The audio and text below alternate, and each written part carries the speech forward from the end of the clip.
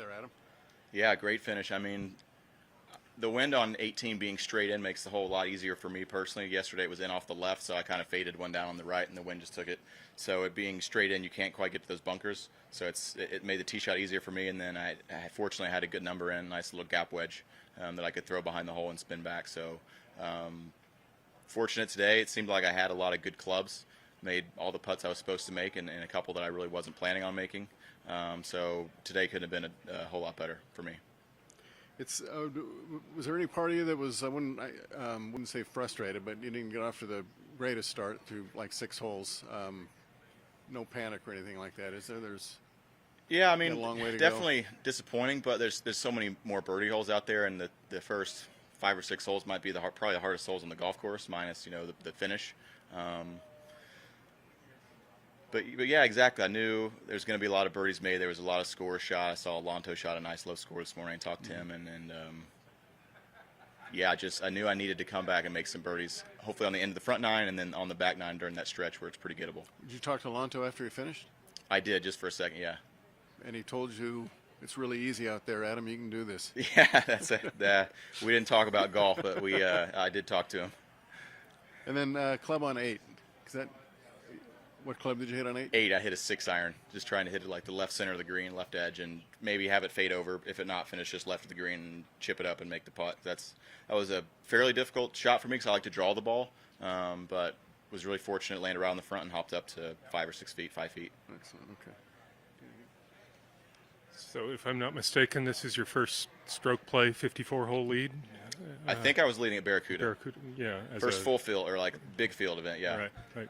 How do you feel you'll handle 54-hole lead? Yeah, I mean, I haven't been in this situation a lot. I started to play a lot better towards the end of last year, but just keep doing the same things I've been doing. I mean, you're going to have to shoot a low score tomorrow. I think the weather's going to be pretty scoreable like it was today. I mean, it gets a little windy and firm and crusty in the afternoon, but, someone's going to shoot low, and hopefully it's going to be me. There's going to be some low scores in the morning. I mean, someone could shoot 60, 61, or maybe even lower. So definitely going to take a good round tomorrow. So it's not like I can go out and shoot even par and win. So that helps with the the mindset of what I have to do. Yeah, looks like there's about 8 or 9 guys within 3 or 4. Does that change your approach, that you need to be aggressive from the start, or you're just going to stick with the game plan? Yeah, I mean, you never know when you're going to reel off like 3 or 4 or 5 birdies in a row like I did on the front 9. I was over par through 6 holes maybe, and if you press it and make a silly bogey or 2, that's when you really get frustrated with yourself. But a couple bogeys might happen. Hopefully they don't.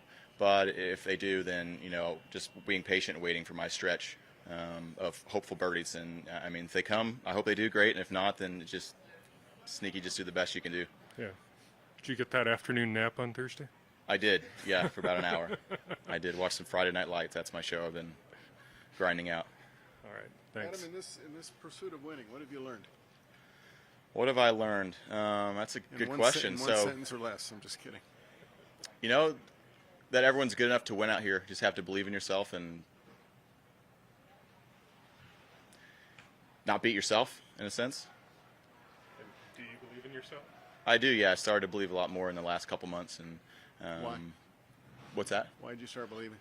I started to putt a lot better. So I've always been an okay putter, a little streaky. So I think I've started to hit my wedges better, which has been a big help because I do drive the ball a little bit longer than average out here. I mean, not as long as a lot of the guys out here, but this week you just have so many wedges. Short game still needs to improve a lot, but wedges and definitely putting. Did you do anything putting wise? I mean, what did you do to get more confidence here? Just a little bit of change in the stroke, but nothing major. No, very very small, and it's just streaky. A lot of weeks you putt really well, and some other weeks you putt well, and they just don't go in. So there's not a big difference between putting well and not putting well. But just hopefully I can finish off tomorrow and have one more good day. Everyone putts good out here that wouldn't be here, right? That's right. Everyone is a pretty good putter out here. But I mean, I don't mean that facetiously, but I mean, do you have to remind yourself of that you can't expect every single thing to go in? Doesn't mean you're putting bad. Yeah, you're exactly right, and my caddy Brett reminds me of that quite often. But he does remind me of that quite often. I'm curious. 15. Yep, the reachable 4. What'd you do there? I cut a driver up against the wind. Okay.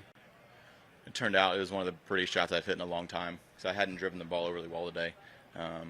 which I've got scuffed up wedges out of the rocks to show it. Wind was But coming. Wind was coming. Wind was off yeah the right, off the right, and I probably hit a 280-yard drive at sea level, maybe 275, and it cut way right and then came back left and finished right in line with the pin and just went to the back of the green, and which wasn't not a bad spot to be, but it's not like great guy. His wife and my wife are good friends, and I don't think you can really talk about how good enough Sam played today. I mean, he had complete control of his golf ball. I mean, he could have birdied the first, like my caddy Brent said, the first 14 holes literally. I mean, he just hit it so good. He didn't make any putts today. He played, significantly better than I did today. I just had the breaks go my way and made a few more putts. One last thing, Adam. Did you think you were going to play good this week when you got here? I've played here. I played well in the past, or played okay. So I was hoping so. I played pretty well in Jackson. I missed the cut there, but I mean, I was hoping so, I guess I would say. How do you know you're playing well and miss a cut? How do you mix those two together? Yeah, I probably gave away 3 or 4 shots the first round at Jackson, and then didn't make any putts, didn't hit any wedges close, nothing, just went close. Missed the cut by 1, so I mean, it could have. You talk to anybody that missed the cut by 1. Maybe some people played good, some people didn't play good, but I felt like I did play good, and it could have been 5 or 6 shots lower quite easily, but it just didn't happen for me that week, and I gave away too many shots on Friday. But you still walk away thinking there's not much wrong here. Let's keep going. Yeah, it was fine. It's such a long season. It's just 30 events. I play a lot more than. Crying out loud. I know it is, and it'd be great to get off to an awesome start and have a chance to do that tomorrow. So yeah, just looking forward to that. Thank you. Yeah. Thank you guys.